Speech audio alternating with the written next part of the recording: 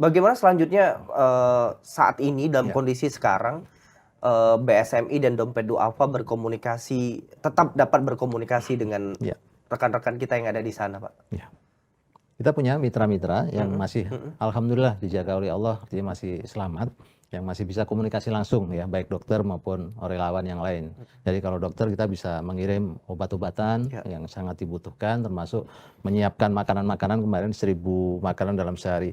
Bukan kami tidak mampu 2.000, 5.000, kemampuan mereka dalam menyiapkan makanan untuk masyarakat sendiri hanya semampu segitu. Karena untuk lebih dari itu mencari bahannya, tenaganya, mereka juga sulit. Kesulitan Karena ya, itu Pak? pun mereka harus sembunyi-sembunyi, harus harus bagaimana menghindari serangan-serangan dari bom, tembakan-tembakan itu tadi gitu ya. Bahkan ini lebih sulit dari tahun-tahun sebelumnya ya, Pak? Lebih sulit karena serangannya lebih masif ya. Artinya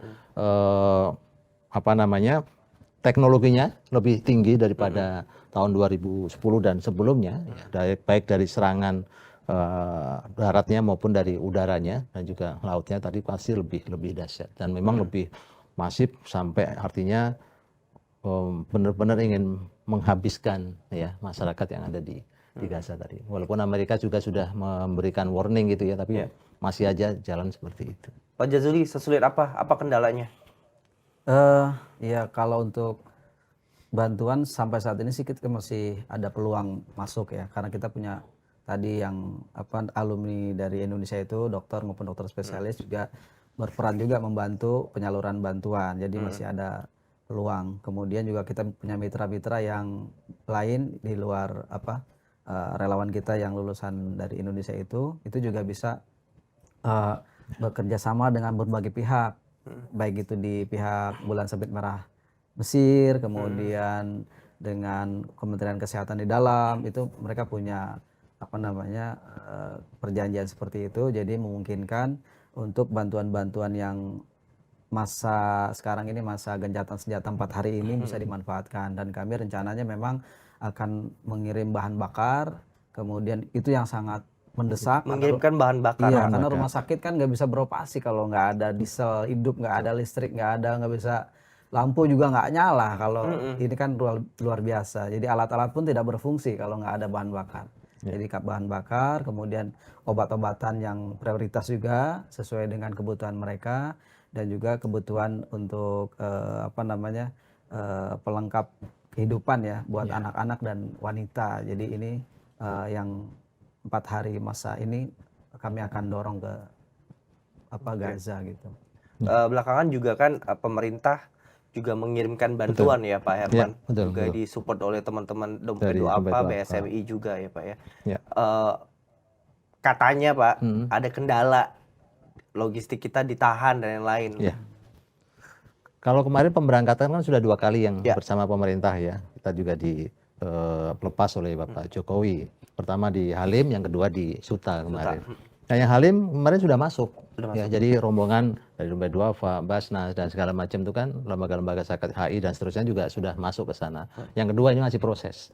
Ya, walaupun memang pengirimannya masih sangat terbatas, artinya tidak sesuai kebutuhan. Jadi seperti saya sampaikan, misalnya kebutuhan masyarakat di sana itu sehari bisa sekitar 100 truk untuk bantuan. Tapi yang masuk baru sekitar 20 sampai 30 truk.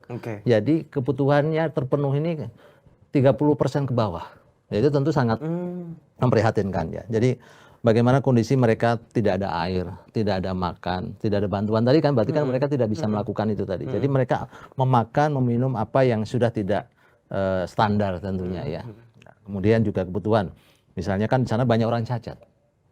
Korban-korban perang itu kan banyak sekali yang tidak punya kaki, tidak punya tangan. Dalam kondisi normal saja mereka kesulitan untuk mengakses sanitasi.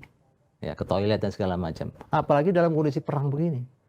Bagaimana mereka untuk bisa mengakses tentu jauh lebih sulit lagi. Nah, hal seperti ini yang menjadi perhatian kita juga. Bagaimana mereka kita bantu dengan kursi roda, dengan alat untuk itu tadi ya, berjalan, termasuk pampers dan segala macam itu kan dibutuhkan dari level nggak anak-anak, tapi juga sampai level dewasa karena mereka sulit untuk melakukan hal-hal yang wajar seperti itu tadi karena kondisi kecacatan. Itu yang cacat, yang tidak cacat pun sulit gitu ya. Nah kita tentu pengen bahwa bantuan ini dalam 4 hari bisa masuk 100%. Jadi sehari itu bisa 100 truk. Ya, karena kalau terlambat ini kan ada makanan-makanan juga yang khawatirnya kadaluarsa. Ini kan yang tidak kita harapkan. Dulu waktu kita tahun 2010 kita diajak ke pinggiran gitu ya, itu ada tunnel-tunnel. Ya, bawah tanah gitu ya, yang kita ngelihat ada Indomie sekarang itu dikirim lewat situ gitu ya. Tapi sekarang kan kondisinya udah rusak parah. Kondisinya udah rusak parah, mereka sudah dibom. Tunnel itu sudah tidak bisa digunakan. Sudah nggak bisa digunakan dalam kondisi normal. Nggak tahu ya berapa persen yang, tapi saya yakin waktu itu sudah banyak sekali yang sudah hancur total. Jadi untuk mengakses masuk itu tadi juga semakin sulit bantuan.